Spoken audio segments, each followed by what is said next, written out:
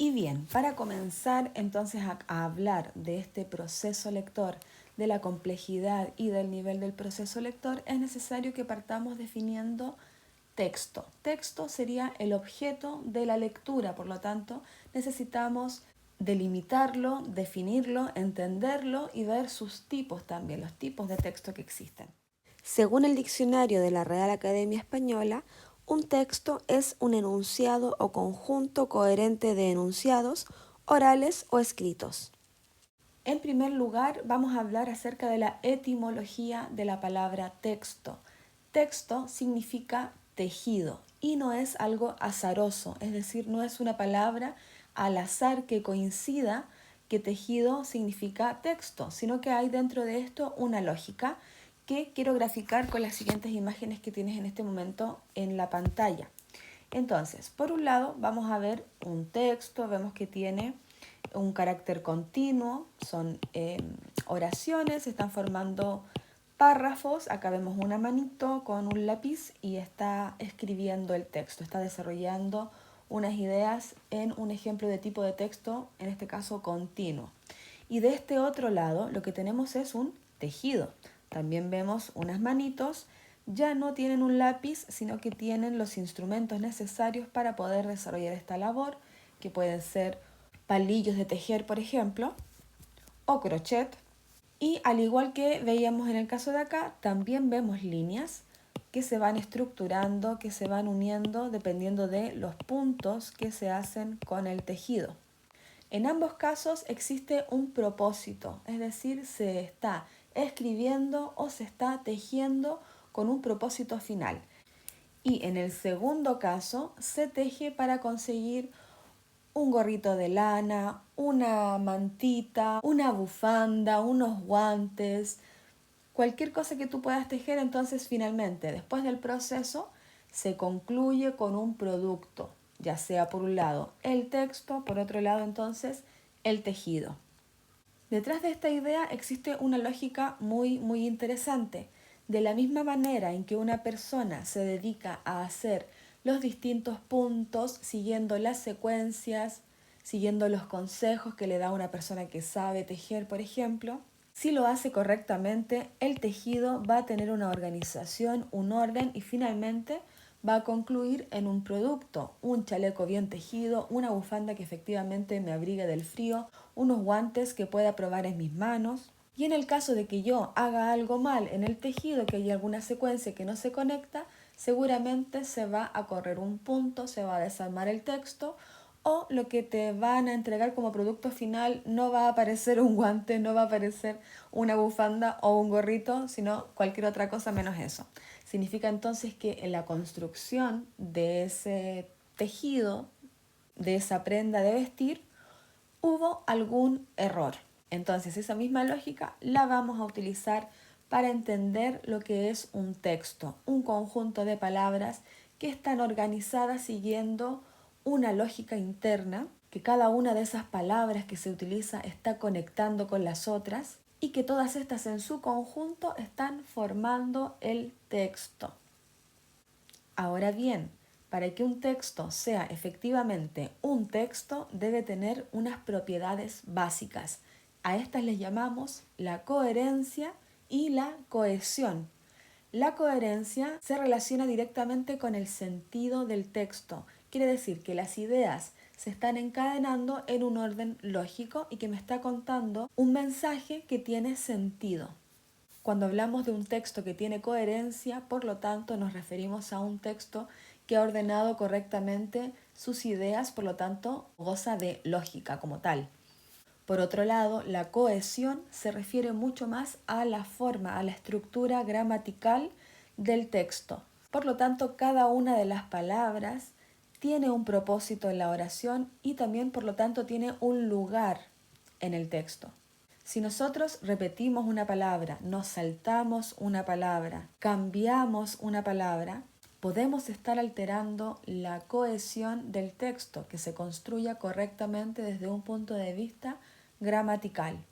Si un texto cuenta entonces con sentido, es decir, con coherencia, y además está bien construido desde el punto de vista de las palabras, es decir, que tiene cohesión, Estamos frente a un texto completo y bien logrado. En el módulo anterior puedes revisar otra vez, si quieres, los tipos de texto. Recuerda que los dividimos en dos grandes secciones. Por un lado vamos a tener todos los tipos de texto que sean de orden literario, en los que hay ficción, en los que se puede ver representada la interioridad de su autor o autora y que son construidos siguiendo el uso de recursos estéticos que buscan un efecto retórico. Y por otro lado están los textos no literarios, que no son de ficción, sino que se refieren a situaciones reales o cotidianas, con un lenguaje mucho más claro y objetivo, y que pueden o no mostrarnos la opinión del autor.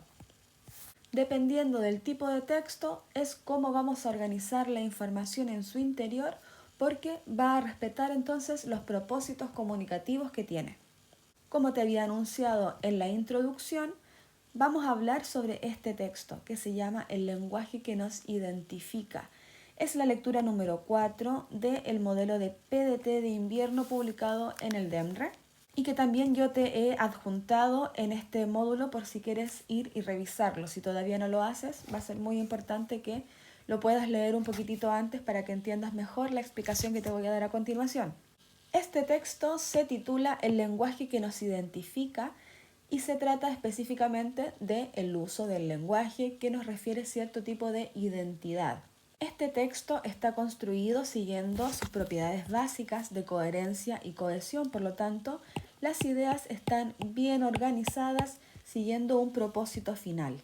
Este texto es una monografía. Una monografía es un pequeño estudio, una pequeña investigación de corte objetivo que suele apoyarse, respaldarse con otros estudios también del corte científico y que podría llegar a concluir en una teoría.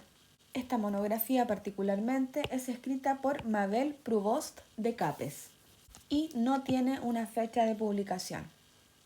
¿Cómo se tejieron las ideas al interior de este texto? Vamos a ver por acá arriba que la autora decidió comenzar con una pregunta. ¿Cuándo comenzamos a conformar nuestra identidad? Y vamos a ver que en los primeros 4 párrafos va a estar respondiendo ideas necesariamente relacionadas a la identidad. Por ejemplo, nos dice que la identidad la comenzamos a conformar desde el primer año de nuestra vida y que aprendemos principalmente de los integrantes de nuestra familia, quienes están a su vez insertos en una comunidad de cultura y lenguaje. Un poquito más abajo sigue con el concepto de identidad para decir que se refiere a quiénes somos, cómo nos vemos, cómo nos ven los demás, y cómo nos vemos a nosotros mismos. Y en el cuarto párrafo continúa con la definición de identidad desde un punto de vista del género, la raza, el grupo étnico, la clase, la cultura, la lengua, la edad, el sexo, entre otras referencias. Y como te das cuenta, en el título dice que se va a tratar del lenguaje, por lo tanto, como si fuera esto un tejido, en esta parte de acá,